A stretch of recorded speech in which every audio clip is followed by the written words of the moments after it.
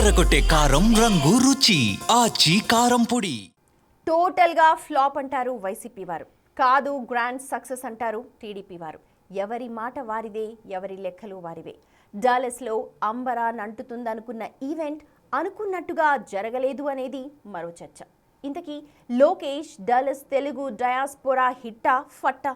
ఎవరి వాదనలేంటి, అసలు నిజాలేంటి? ఏపీ మంత్రి, టీడీపీ జాతీయ ప్రధాన కార్యదర్శి నారా లోకేష్ డాలస్ లో పర్యటించారు. ప్రవాసాంధ్రులనుద్దేశించి ప్రసంగించారు. కానీ ఈ మీటింగ్ ఇప్పుడు అనేక విమర్శలకు కారణమయ్యింది. ముఖ్యంగా లోకేష్ కు విదేశాల్లో ఫాలోయింగ్ లేదు అనేలా కొందరు వైసీపీ నేతలు సరికొత్త ప్రచారానికి తెరలేపటానికి ఊతమిచ్చింది. ప్రస్తుతం ఈ వీడియోను వైరల్ చేస్తున్నారు వైసీపీ శ్రేణులు. డాలస్ లో తెలుగు డయాస్పోరాకు సంబంధించిన విజువల్స్ ఇవి. లోకేష్ మీటింగ్ కు అసలు ఎవరు హాజరు కాలేదని, జనాలే రాలేదని, విదేశాల్లో లోకేష్ ను పట్టించుకునేవారే లేరంటూ వైసీపీ సోషల్ మీడియా ఊదరగొడుతోంది.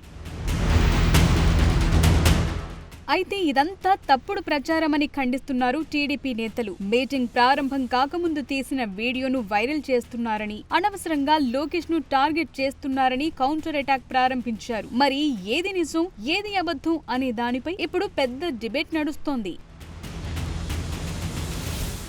నిజానికి డాలస్ అనేది తెలుగు ప్రజలు ఎక్కువగా ఉండే సిటీ. ఏదో మినీ తెలుగు స్టేట్ అని చెప్పుకోవచ్చు. అంతలా ఉంటుంది ఇక్కడి తెలుగు వారి జనాభా. అందుకే ఎలాంటి తెలుగు ప్రజల ఈవెంట్ కైనా తరలి వస్తారు అక్కడి వారు. అలాంటిది టీడీపీ అభిమానులు ఎక్కువగా ఉండే డాలస్ లో లోకేష్ సభకు జనాలు రాలేదు అనేది కాస్త నమ్మబుల్ గా లేదు. కానీ వైసీపీ ఆరోపణలు, టీడీపీ కౌంటర్లో ఏది పూర్తి నిజం కాదనేది అసలు నిజం.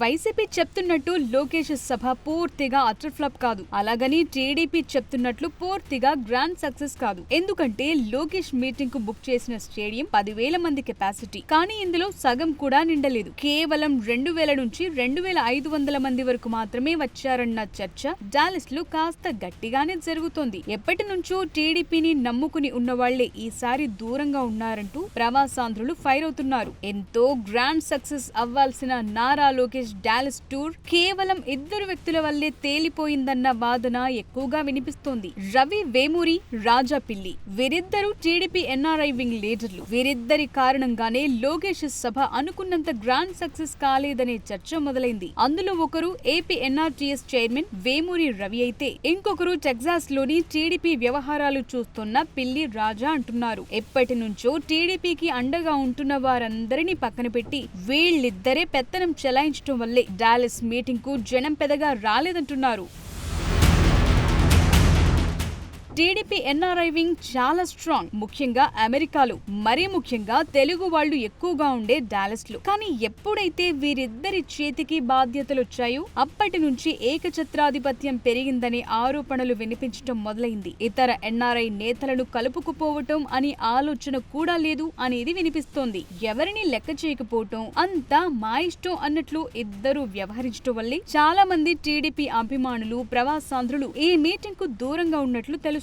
అంతేకాదు, ఏర్పాట్లతో పాటు వచ్చిన వారికి భోజన ఏర్పాట్లు కూడా సరిగా లేవనే ఆరోపణలు వినిపించాయి. దానికి సంబంధించి కొన్ని ఫోటోలు కూడా వైరల్ అయ్యాయి.